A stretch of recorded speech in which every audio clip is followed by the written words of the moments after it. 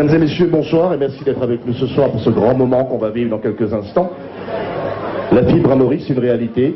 Vous aurez l'occasion bien sûr de vivre ce grand moment. Franchement, un grand spectacle prévu. Mais avant de parler spectacle, on a bien sûr la présence ce soir du ministre des TIC, du chairman de Mauritius Telecom et du CEO également avec nous. Et vous, les invités, ça fait plaisir vraiment de vous accueillir pour ce grand moment donc dans l'histoire de Mauritius Telecom.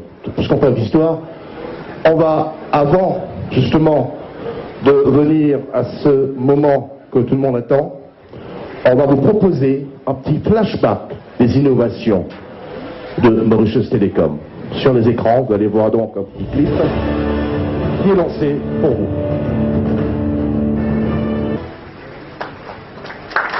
Merci.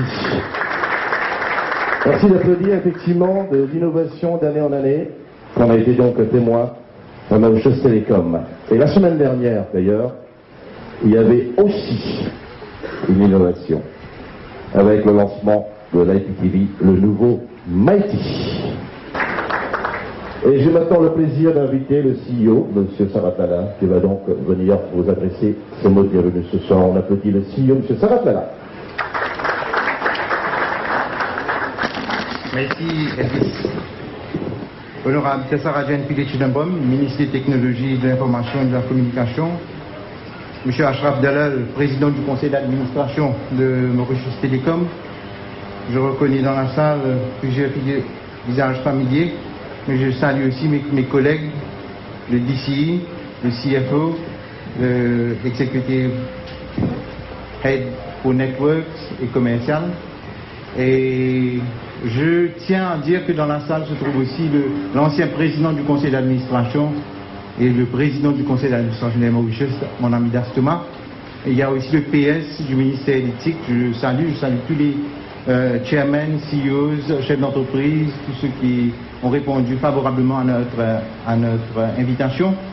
Je dis aussi un salut particulier à Philippe Médier, qui était le chef de projet de Mighty, dont on vante de succès avec aujourd'hui 80 000 abonnés. Et bienvenue ici Philippe. Et donc c'est avec beaucoup de plaisir que j'accueille tout le monde ce soir pour le lancement du service FTTH, qui est Fiber to the Home de Mauritius Telecom.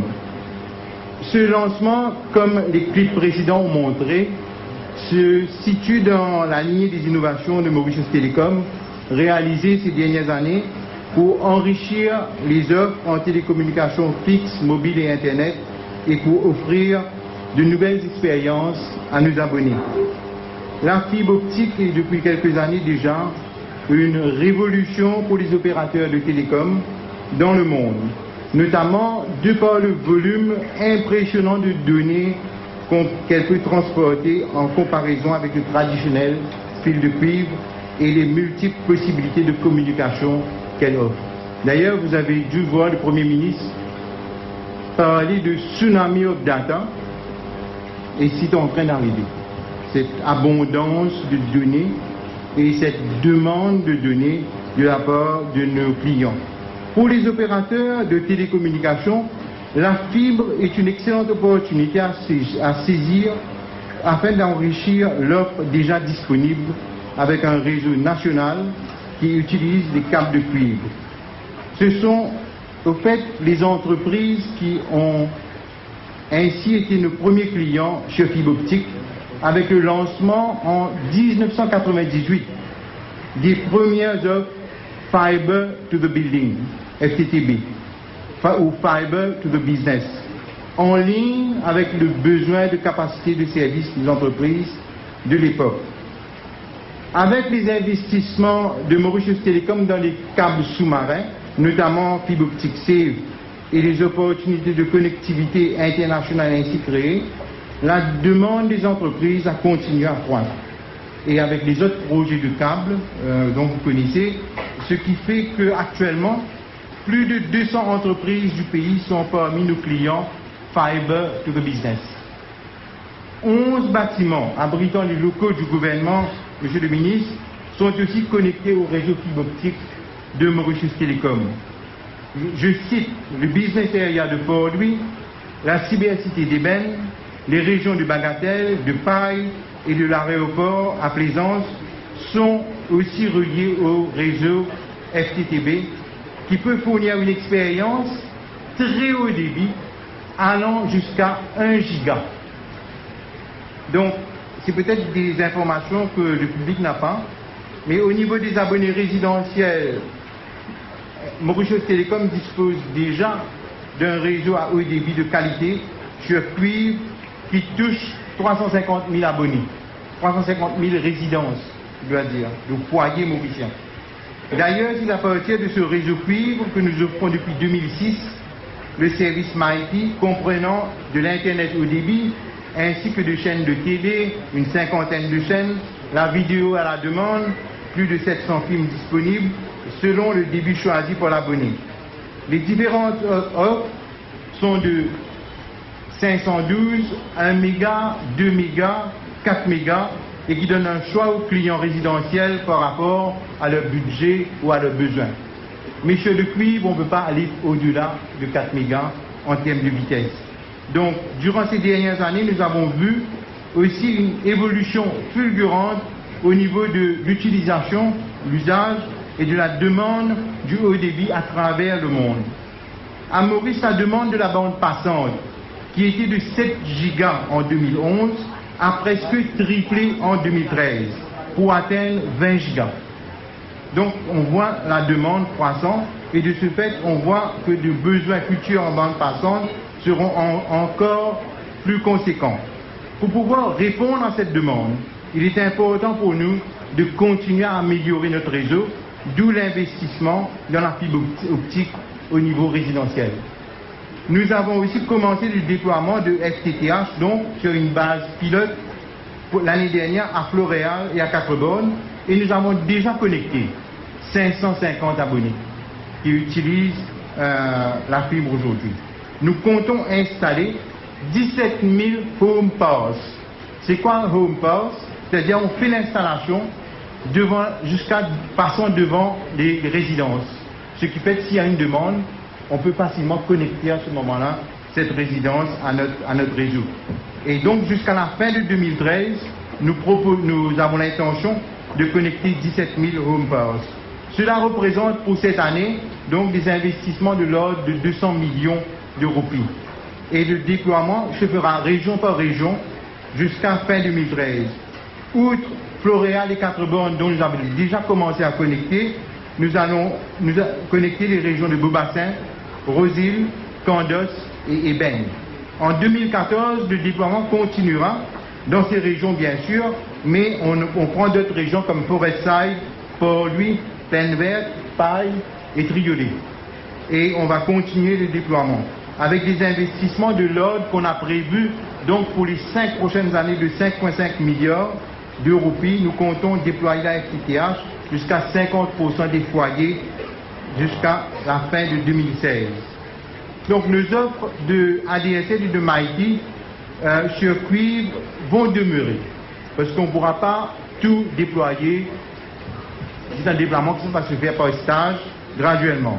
Mais l'abonné qui aura la possibilité de se connecter sur la fibre optique aura dorénavant la possibilité d'avoir une première offre de débit de 10 mégabits qui ne coûte que 949 roupies.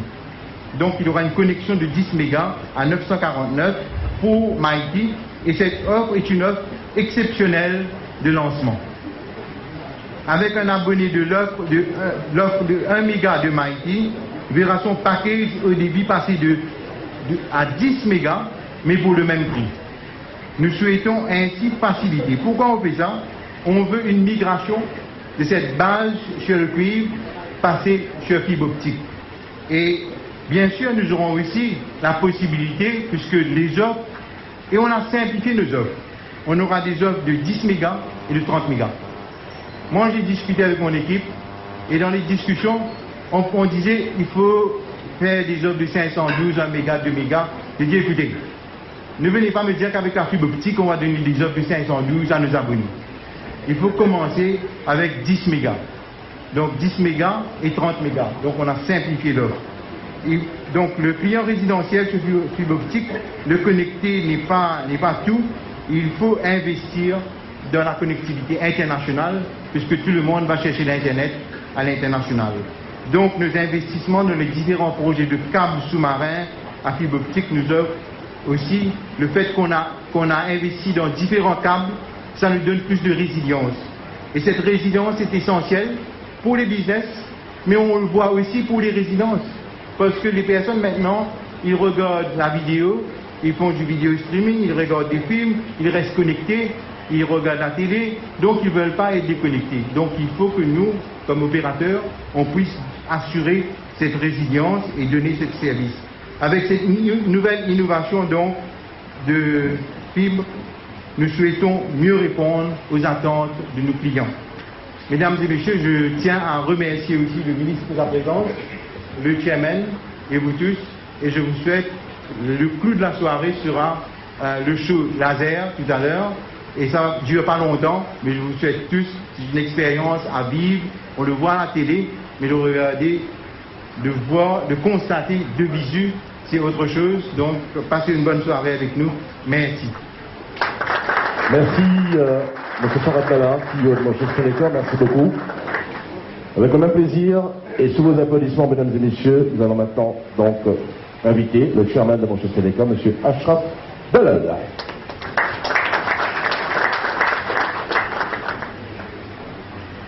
Monsieur le ministre de la Technologie informatique et de la communication, l'honorable Pile Tassarajan, le CEO du Mauritius Telecom, Monsieur Lala Saradet, distingués invités, c'est avec beaucoup de plaisir que je m'associe ce soir à l'occasion du lancement de Fiber to the Home, la fibre optique, une étape très importante dans le développement de la technologie de pointe, et bien sûr ça s'insère dans la vision de faire de l'île Maurice, comme on a toujours prôné, et Cyber Island.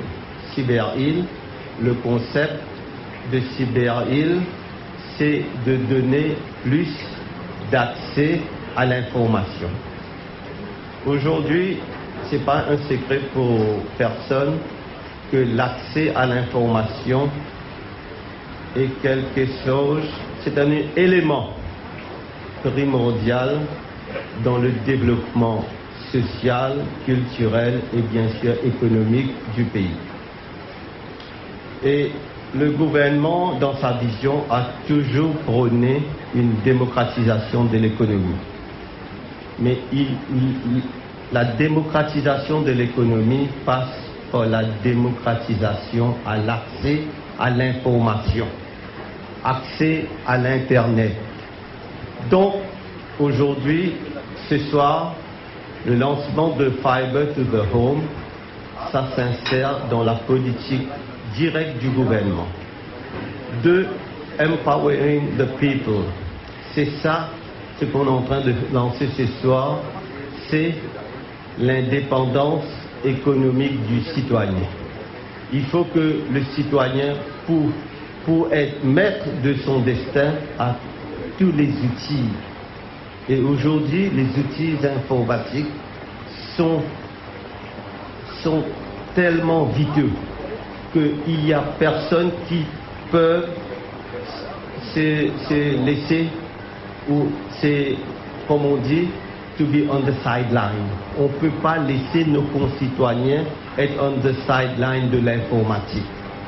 Donc MT, le Mauritius Telecom, c'est une société où le gouvernement est actionnaire majoritaire. Le gouvernement a une vision et nous, au niveau de Mauritius Telecom, on veut faire avancer la vision du gouvernement. Le Premier ministre, le Dr Navin Ghulam, il a créé la vision informatique. Il était le premier à créer un ministère d'éthique en 1997 et nous avons la chance d'avoir à nos côtés le premier ministre d'éthique, hein, c'est pas le premier ministre, le premier ministre d'éthique, M. Saratala. Et je disais ça à l'honorable Pilet, qu'il n'y a pas beaucoup de pays au monde où on peut sur le même plateforme avoir 3 ministres d'éthique. Et je trouve que ça fait honneur à l'île Maurice.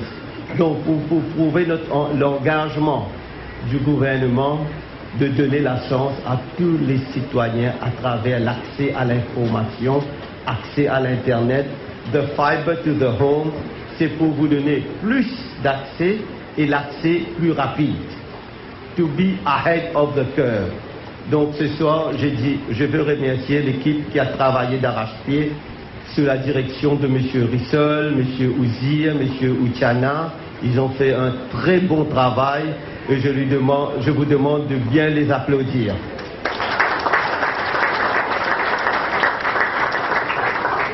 Avant de terminer, a note of caution. L'accès à l'Internet, c'est bon.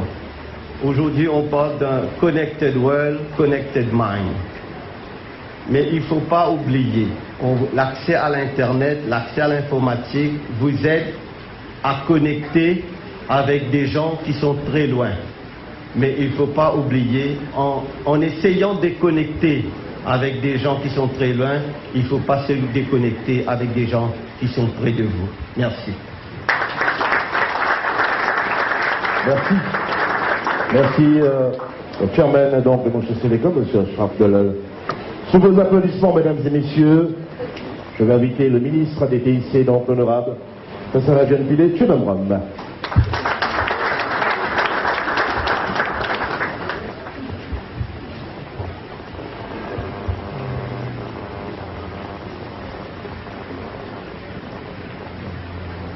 Monsieur Ashraf Dalal, le président du conseil d'administration de Mauritius Telecom. Ashraf Adikopadi Sarat, Sarat Lala, CEO de Mauritius Telecom. Les membres du conseil d'administration de MT, distingués invités, mesdames et messieurs, bonsoir. Je dois dire que je suis heureux d'être ici aujourd'hui pour le lancement officiel du service FTTH, Fiber to the Home, de Mauritius Telecom. Je tiens à féliciter le Mauritius Telecom pour la réalisation de cet important projet qui va drastiquement changer le paysage des télécommunications maurice. Ce mois de septembre 2013 est historique et riche en événements dans le domaine de technologie de l'information et de la communication, avec le lancement du projet de la carte d'identité nationale par le Premier ministre, qui est le plus gros projet ce jour du gouvernement dans le domaine de l'e-government. Et avant cela, on a eu la migration parfaite, je dirais bien parfaite, à 8 chiffres de la numérotation de la téléphonie mobile et qu'on a fait le premier de ce mois.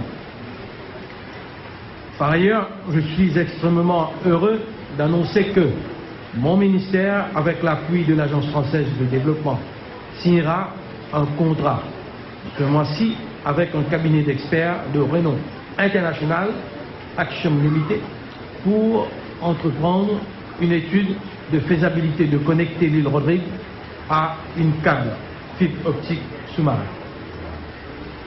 Tout ceci démontre d'une façon claire et nette, comme mon ami Ashraf a dit, de la vision du gouvernement sous le leadership du Dr Nabil Ramgoulam à projeter notre pays vers la modernité et de placer le citoyen au centre du développement comme indiqué dans le programme gouvernemental 2012 à 2015.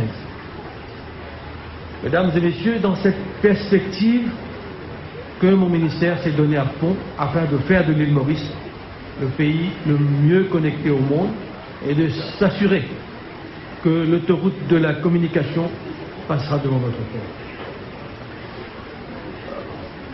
Vous savez, de toutes les façons, on l'avait dit lors de la campagne électorale, dans notre manifesto, on avait dit qu'on va changer le réseau existant de cuivre, les réseaux d'infrastructure en fibre optique. Et comme M. Lala l'a si bien mentionné, nous aurons beaucoup d'avantages en implémentant ce projet. Je dois dire que Maurice joue dans la cour des grands avec des projets comme d'envergure. Et là, il y a la représentante de Mauritius Telecom qui me dit que la Réunion était un petit peu choquée d'entendre que Maurice, avec le Mauritius Telecom, passe déjà aux fibres optiques. Va faire le lancement de fibres optiques. Donc, vous pouvez voir que le ministère de TIC a élaboré un National Broadband Policy 2012 à 2020 qui énumère la stratégie, la politique et les objectifs pour une île Maurice intelligente, Broadband Intelligent Mauritius. Ainsi, parmi les objectifs clés qu'on veut atteindre, offrir un débit de 10 mégas aux Mauriciens jusqu'à 2014 et 100 mégabits jusqu'à 2020. Aujourd'hui, c'est un fait indéniable qu'à travers de différentes initiatives et projets qu'on a entrepris de concert avec tous les stakeholders, on atteint notre objectif de faire de l'Internet un droit de tous les citoyens de ce pays et de ce fait nous mettre en diapason avec les pays les plus avancés en matière de technologie, de l'information et de la communication. Comme on dit ça en anglais, we have carpeted the whole island with computer clubs. Et ça aussi c'était un projet CSR avec le Mauritius Telecom Foundation. Et aujourd'hui, on peut dire que nous sommes partout, il y a la connectivité et c'est une très bonne chose. Et là, avec les projets Wi-Fi aussi, on continue sur cette lancée.